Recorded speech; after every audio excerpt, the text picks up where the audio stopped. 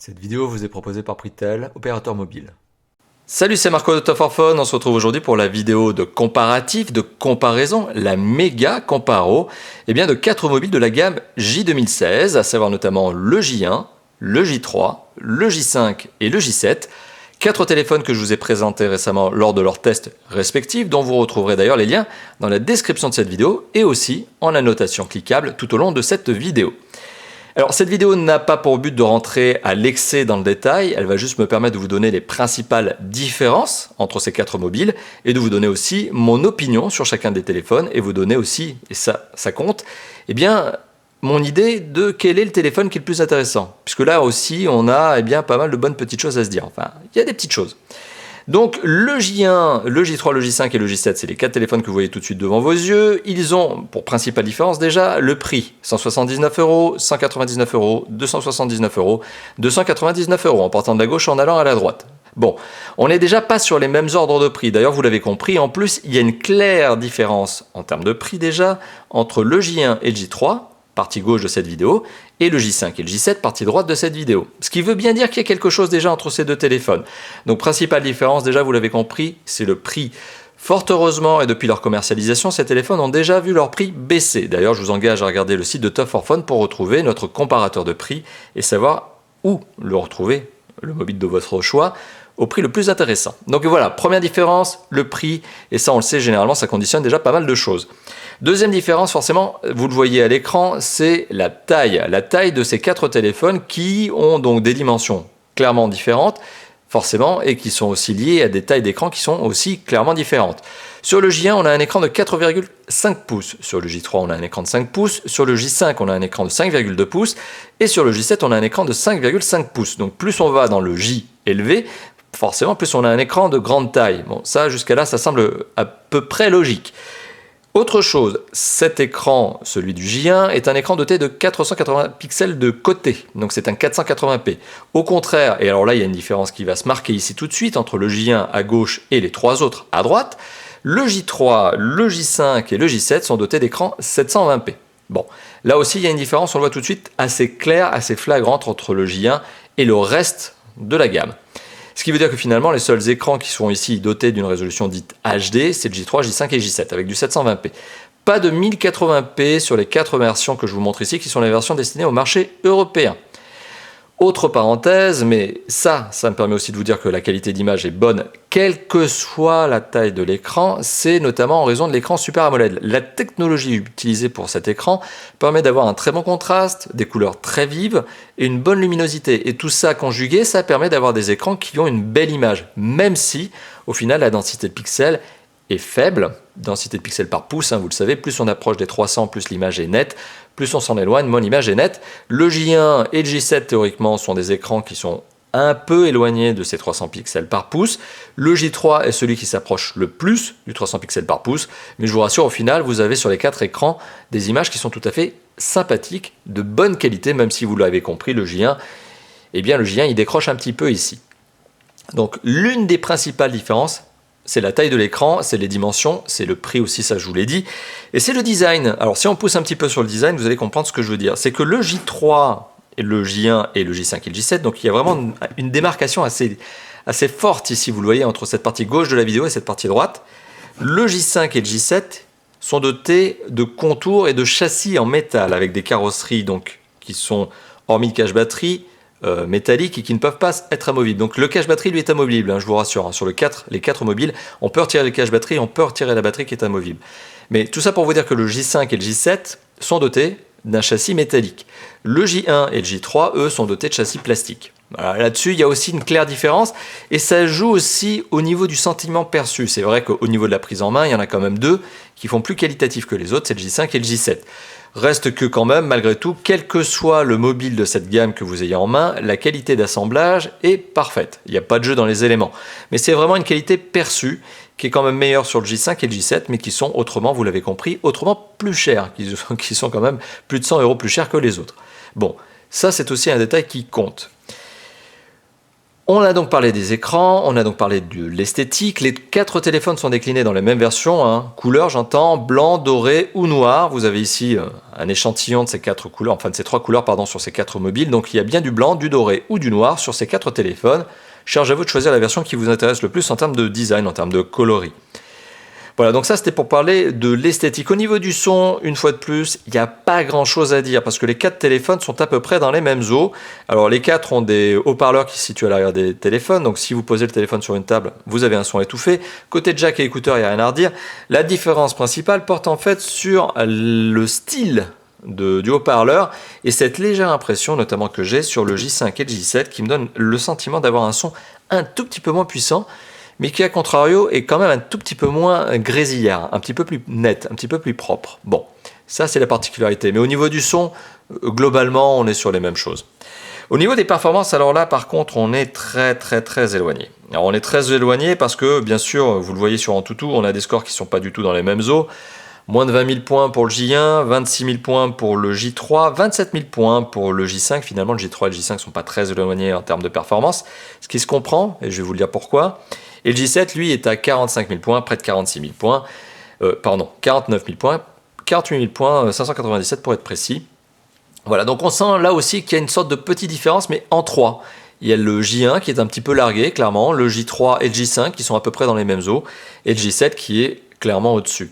Alors, ces performances, elles sont liées bien sûr à des composants, et c'est ce qu'Antutu est en train de valoriser, et les composants sont carrément différents, sauf entre le J3 et le J5. Alors, le J1, on est sur un processeur 4 cœurs, 1,3 GHz, 1 Go de RAM. Malgré tout, c'est un téléphone qui fonctionne parfaitement bien pour les grosses applications et le multitâche.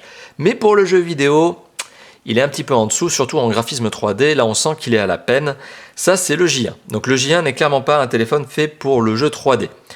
Si vous voulez faire du jeu 3D, bien sûr multitâche et tout ça, j'insiste pas là-dessus parce que les 4 téléphones font du multitâche de la même manière. Mais si vous voulez du jeu 3D, il vaut mieux déjà commencer à penser au J3 ou au J5, sachant que le J3 et le J5 ont à peu près les mêmes niveaux de performance, parce qu'ils ont un processeur 4 cœurs 1,5 GHz pour les deux, et 1 Go 5 de RAM pour le J3, 2 Go de RAM pour le J5. Donc on a un tout petit peu plus de mémoire vive de RAM donc pour le J5, qui théoriquement se sentira un petit peu plus à l'aise au niveau du multitâche. Bon, dans l'absolu, je vais vous le dire honnêtement, entre les deux téléphones, j'ai pas noté à l'usage de grosses différences. Ça se sent à peine. Même ça se sent pas du tout. Le J7, lui, il est dans un autre univers de performance, et donc clairement, si vous voulez faire du jeu 3D de façon très agréable et confortable, notamment en raison de son grand écran d'ailleurs, c'est le J7 sur lequel il faut s'orienter avec un processeur octa-core, 8 cœurs, 1,6 GHz et 2 Go de RAM. Donc voilà, on a encore ici une différence en termes de performance. Différence en termes de performance qui se complète aussi par des mémoires de stockage qui sont différentes. Alors si les 4 téléphones peuvent accepter des micro SD, les micro SD n'ont pas en théorie la même capacité max atteignable.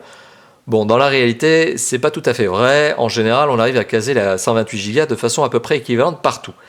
Mais bon, le constructeur ne s'engage pas sur cet aspect-là. Par contre, ce qui est clair, c'est que les 4 téléphones n'ont pas la même mémoire, en tout cas la même mémoire de stockage interne. Et là encore, il y a deux lots. Il y a le J1 et le J3 d'un côté et le J5 et le J7 de l'autre.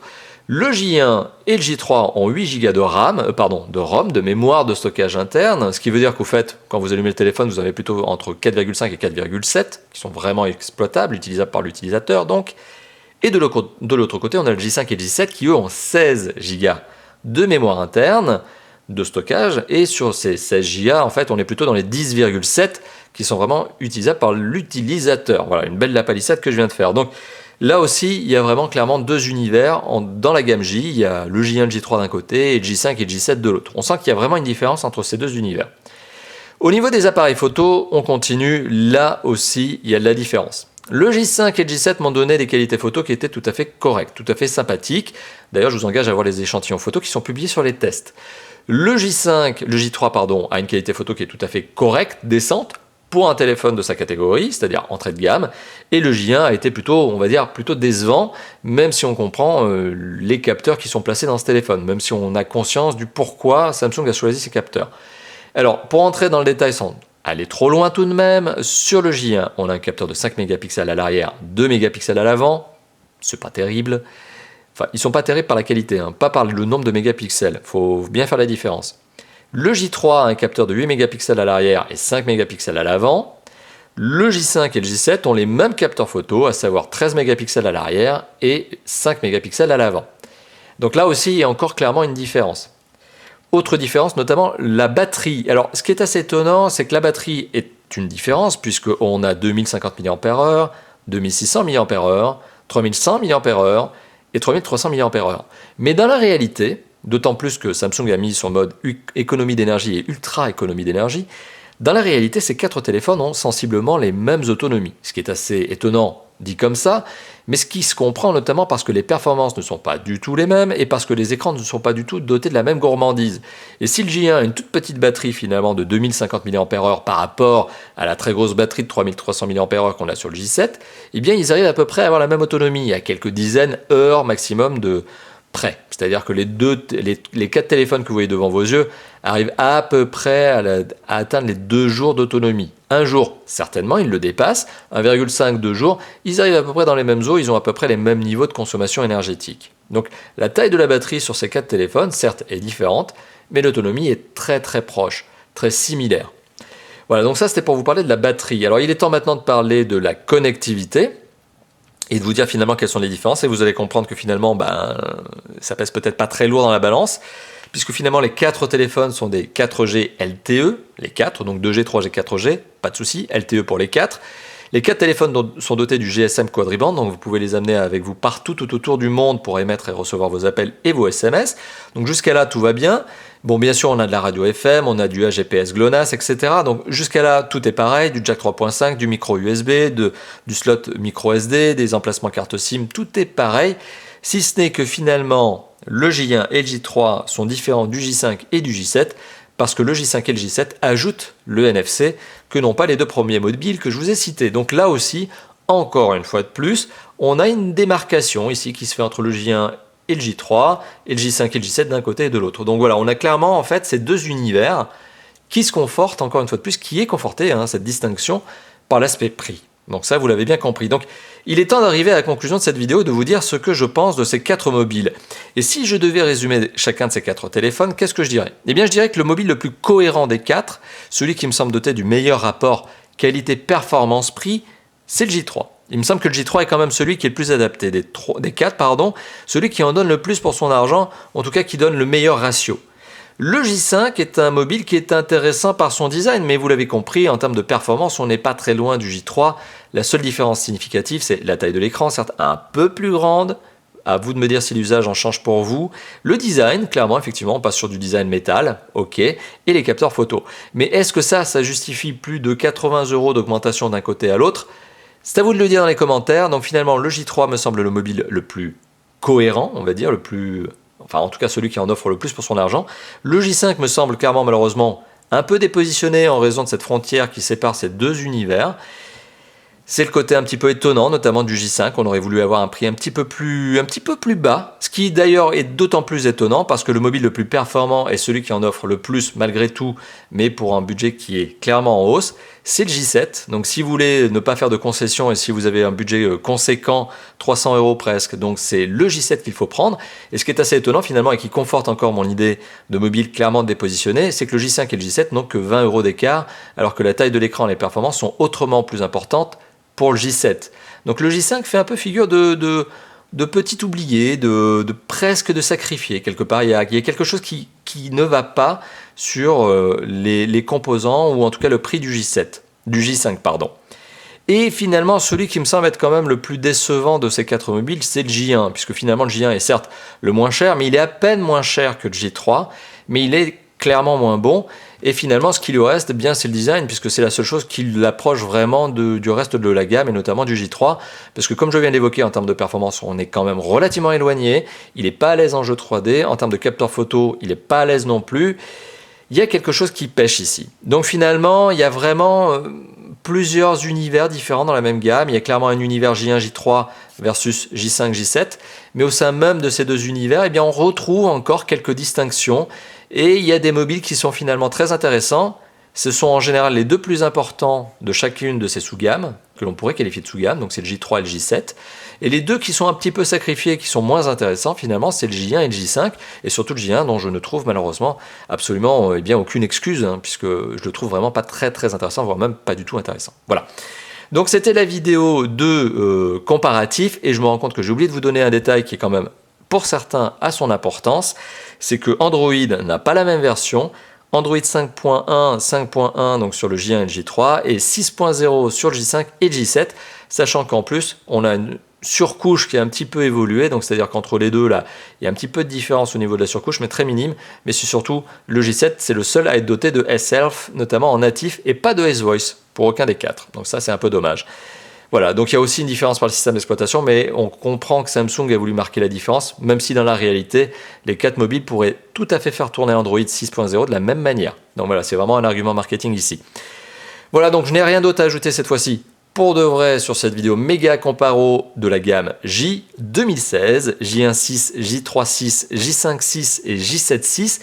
N'hésitez pas à regarder les tests respectifs de ces mobiles comme je vous l'ai indiqué en début de vidéo. N'hésitez pas surtout aussi à me faire plaisir, lâchez-vous dans les commentaires. Et si cette vidéo vous a plu, vous savez quoi faire, le petit pouce bleu, ça fait toujours plaisir. Dernière parenthèse avant que j'oublie, il y a un petit bouton qui s'appelle s'abonner ici. Si ce n'est pas déjà fait, n'hésitez pas, ça aussi ça nous fait plaisir. Voilà, merci d'avoir visionné cette vidéo, à très bientôt dans les commentaires. Et à très bientôt bien sûr pour d'autres vidéos de tests, de comparatifs, de présentation, d'interviews, etc. Ouais, bon on arrête là. Allez, à bientôt, ciao ciao.